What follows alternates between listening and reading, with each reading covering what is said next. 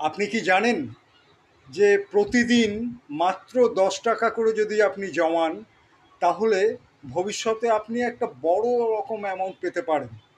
সেটা কিরকম? যদি প্রতিদিন আপনি 10 টাকা করে জমান, তাহলে মাসে কত হয়? মাসে হয় 300 টাকা। এরকম প্রতি মাসে আপনি 300 টাকা করে মিউচুয়াল ফান্ডে রাখুন, 30 বছর ধরে রাখুন।